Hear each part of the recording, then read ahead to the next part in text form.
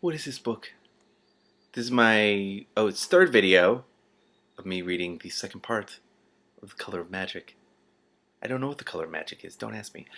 All the heroes of the Circle Sea passed through the gates of Ankh-Morpork sooner or later.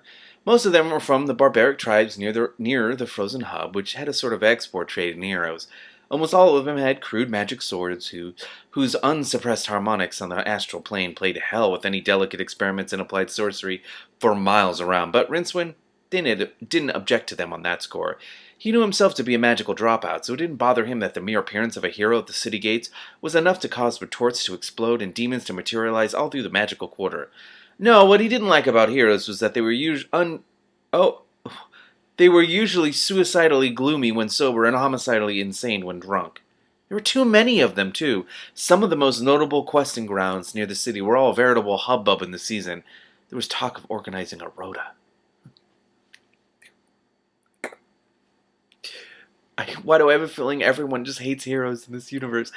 He rubbed his nose. The only heroes he had much time for were Bravid and the Weasel, who were out of town at the moment, and Harun the Barbarian, who was practically an academic by hub standards, and that he could think without moving his lips. Oh my God. Harun was said to be roving somewhere turnwise. Look, he said at last, have you ever met a barbarian? Two Flower shook his head. I was afraid of that, said Rincewind.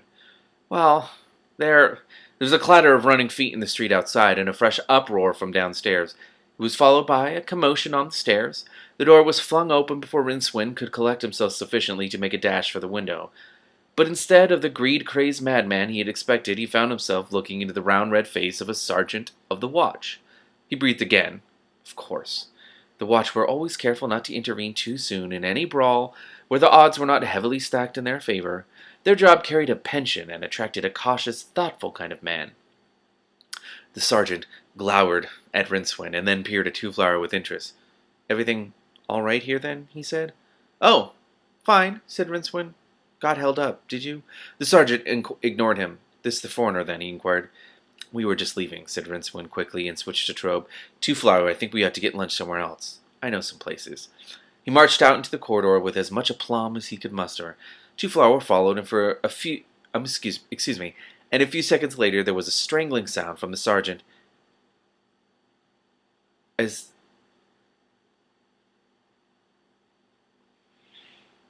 what?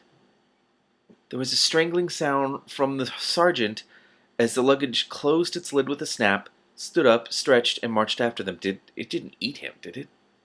Watchmen were dragging bodies out of the room downstairs. There were no survivors. The watch had ensured this by giving them ample time to escape via the back door, a neat compromise between caution and justice that benefited all parties. Who are all these men? Said Two Flower.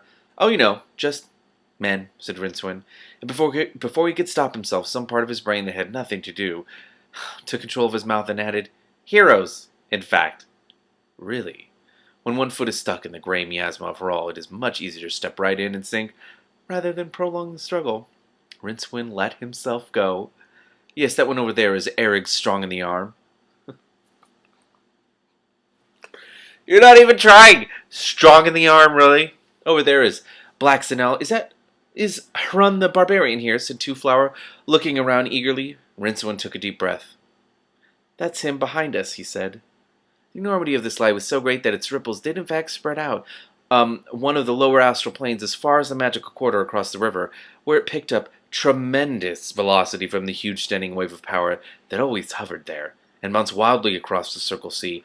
A harmonic got as far as Ron himself, currently fighting a couple of gnolls, on a crumbling ledge high in the Cataract Mountains, and caused him a moment's unexplained discomfort. Oh my God. Two Flower, meanwhile, had thrown back the lid of the luggage and was hastily pulling out a heavy black cube. What is that thing? This is fantastic, he said. They're never going to believe this at home. What's he going on about? Said the sergeant doubtfully. Oh, so it didn't eat the sergeant. Okay. He's pleased you rescued us, said Rincewind. He looked sidelong at the black box, half expecting it to explode or emit strange musical tones. Ah, said the sergeant. He was staring at the box, too. Two Flower smiled brightly at them. I'd like to record an event, he said. Do you think you could ask them all to stand over by the window, please? This won't take a moment. And, Rincewind? Yes? Two Flower stood on tiptoe to whisper, I expect you know what this is, don't you? Rincewind stared down at the box.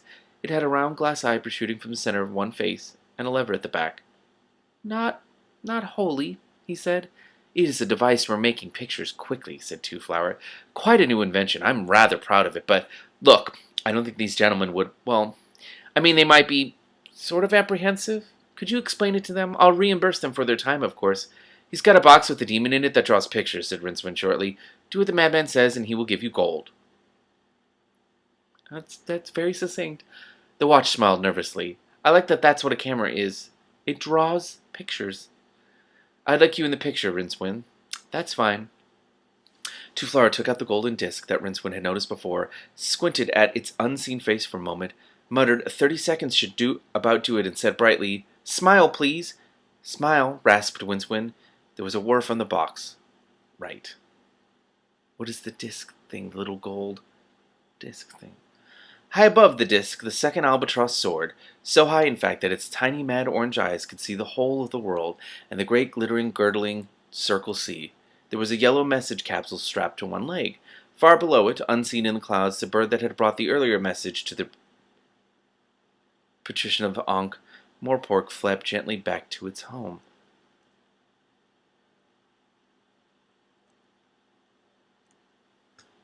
What does that mean? I don't know. But I had to highlight that. That's where I'm stopping for this section.